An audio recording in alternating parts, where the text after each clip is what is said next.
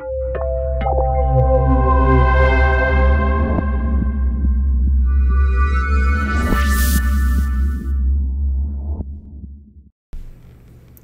everybody, thanks for watching. Don't forget to click the subscribe button and the bell icon so you get notified of each new video as they come out. Hey everybody, I'm JJ Johnson. You're watching Reality Survival, and today we are going to take a look at this month's battle box. We're on mission 46. I think I started reviewing these at mission 22, and you know, I can honestly say that there's only really been one box where I was really disappointed. Maybe another one that was kind of like on, but most of the time, you know, getting the Pro Plus box on these, they really seem to make it worth the value. So I'm excited to look at this one and see if they're going to be continuing the trend. So all right, here let's get started with this. Starting out on the, well, I don't know. You know what? We're gonna just do it. We're gonna do it a different way. We're going to go backwards this time. Okay, so the knife of the month on this one is the Real Steel Bushcraft Zenith 2 Battle Box Exclusive Edition, and it's got a fire steel with it, and a rotating sheath, and a 90-degree spine with a Scandi grind. Dude, this is a sweet, sweet knife. Really a nice knife. Yeah, I like it. Now, you know, some people might not like. I'm pretty sure this is stainless steel. Let me see if I can find the information on that. I tend to like stainless steel. Yeah, it's 440C stainless steel. I tend to like stainless steel knives. As a matter of fact, my favorite fixed blade knife is a stainless steel, 440C stainless steel knife. And the reason for that is that they're fairly easy to sharpen and fairly easy to maintain, and they don't tend to chip. They have, you know, good tensile strength laterally and all that kind of stuff. They don't tend to be very brittle and all that, and so you can really beat the crap out of them and use them quite a lot and sharpen them, you know, in a fairly easy manner. So we got G10 handle scales on here. It's got a little bit of jimping on the front there, and it's nice and sharp out of the box. That's a cool knife. Let's take a look at the sheath. So we've got the little ferrule rod down here. It's got a little kind of a Kydex, you know, loop for it to go into, and let's see if we can get the coating off here. There we go. I don't want to catch my house on fire. Got to kind of scrape that coating off. Looks like that the little holder on the ferrule rod is a little loose, so that might take a little glue to put on there if you wanted it to stay in there real securely.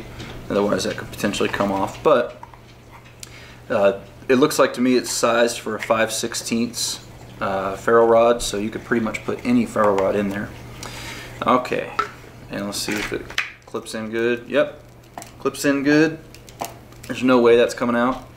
And then you've got a snap also, and then you've got a belt loop hanger, and then it also gives you another snap type clip for your belt if you wanted to put it, like, you know, like a Ranger carry. If you wanted to carry it horizontal, you could do that. I tend to like this right here, just the regular dangler. I think that'd be great. So that's pretty cool. That's a sweet knife. They say the value on that knife is $124, and you know, I don't know if I would probably want to pay retail on that for a 440 stainless steel knife, but that's the MSRP, you know, so they kind of run those prices up a little bit, I think. But still a hell of a good knife, and a very useful knife that you could use in a lot of situations in a bushcraft or, you know, survival type situation. I mean, it's pretty sweet.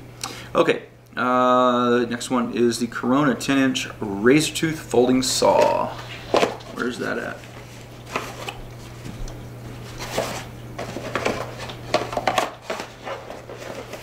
I take the saw out. Oh no, there it is. All right, so got a big folding saw, perfect size for backpacking, camping, bug out bags, whatever the case may be. It's got the kind of the arc design to it, which makes it a lot more efficient. It's set up for a pull stroke, which is good because when they're set up for a push stroke, you typically will get broken blades.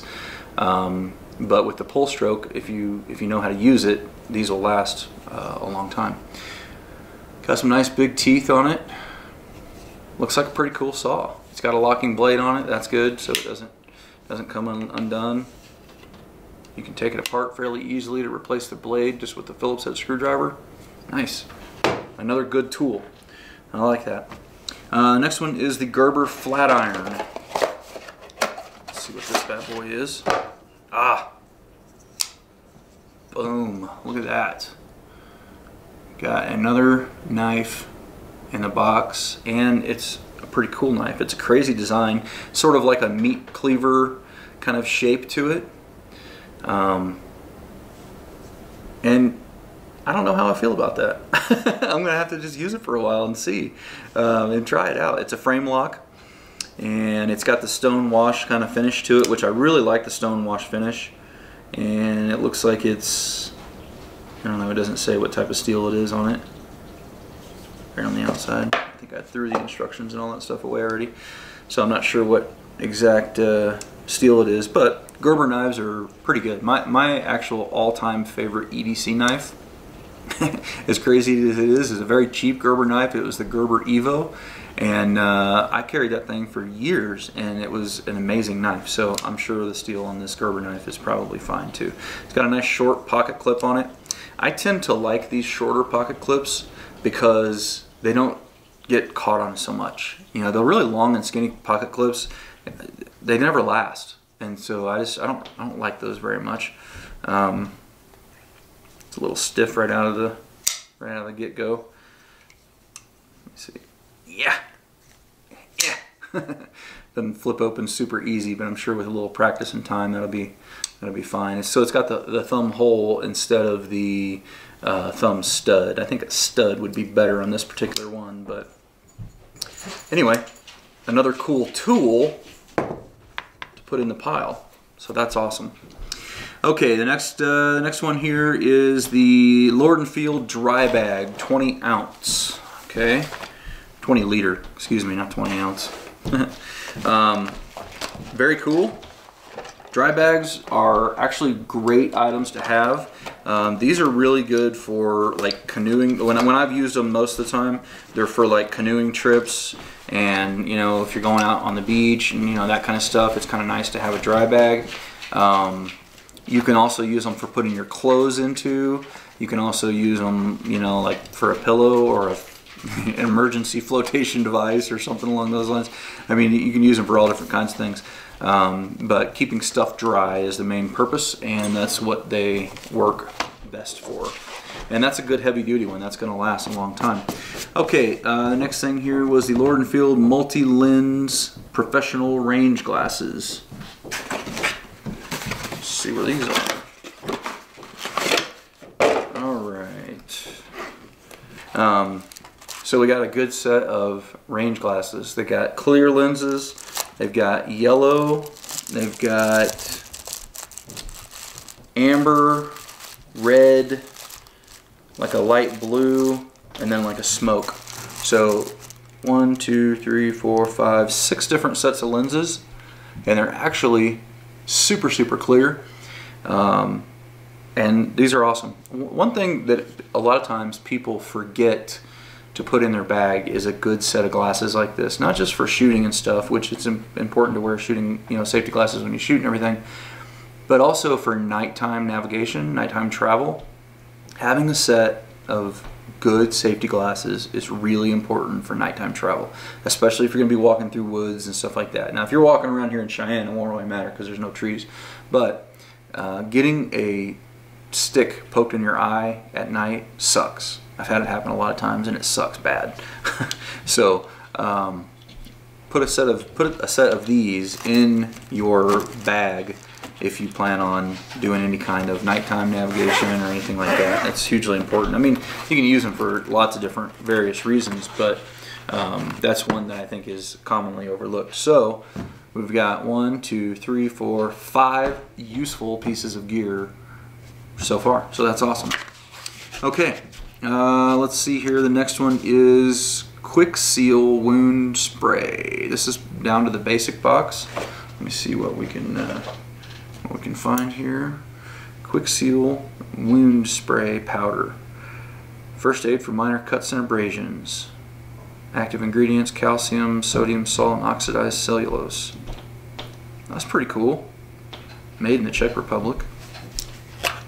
So it's basically a little bottle you put in your first aid kit, and I'm assuming that it's going to help stop the bleeding and stuff like that, seal the wound up. So that's pretty cool. I can throw that in my kit. I like it. BattleTech Gear Straps 3-pack. Okay. Meh.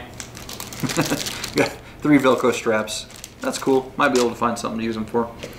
Next thing, Operator's Survival Tool. This kind of looks interesting.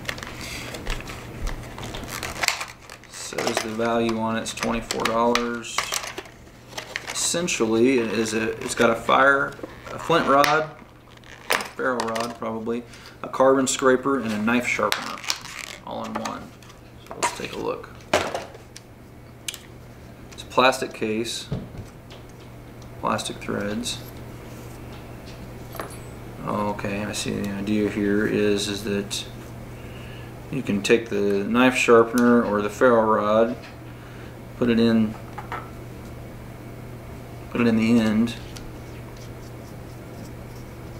and then you'd be able to sharpen your knife with it. So something along those lines. So that's kind of cool. Maybe it's just a small field expedient kind of thing, little ceramic rod. That works. And then we've also got the, and you could put that back in that side if you wanted to. And we've also got the ferrule rod, which you stick in there, put that collar down, and it's got a good 90-degree spine on it, so you can make some sparks with that.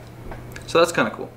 And then it's got a couple other little things on here, maybe a bottle opener, little quarter inch or 5/16 little nut thing, small pry bar. You're not going to be able to do too much with it except for, you know, scrape this thing, but it's tiny and it's heavy duty enough that it's probably not going to break or anything like that. So I think that's something easy enough to throw into a kit, or in your pocket for that matter, if you wanted to EDC something like that, because it doesn't take up much room. So that's kind of cool. Not bad. Alright, next thing is the Panther Vision button lamps, 6-pack, $8.57. Let's take a look at this. So essentially what these are is a little LED light, and it has a little adhesive pad on the back of it, and then it's got a switch on the front. And I can tell you exactly where I'm going to use these. I'm going to put these inside my gun safes, because I get so tired of having to grab a flashlight whenever I look in the gun safe, because I have the little cheap gun safes. So so I'm going to stick these up inside the gun safes. That's going to work perfect. So that's cool too. I like it. And that's it. That's all for this month, and I'd say that's a pretty darn good box. I don't really have any complaints with it. You got a good fixed blade knife, you got a good folder, you got a good saw, good dry bag, good set of goggles, and some other miscellaneous gear. Dude, 2 thumbs up for this month. I think BattleBox rounded out the year pretty well this year, and you know, I recently decided to sign up as an affiliate with them. So and I normally didn't do a lot of affiliate stuff, but I'm trying to find other ways to earn income because YouTube sucks and you know, the ad apocalypse and all that kind of stuff. So I went ahead and signed up with them. I've been doing it, like I said, over 20 months or so, and it's been going pretty well, and I'm pretty impressed with their stuff month after month. So if you guys want to sign up for BattleBox, use the link in the description below. They'll throw me a small percentage, and you'll get your stuff.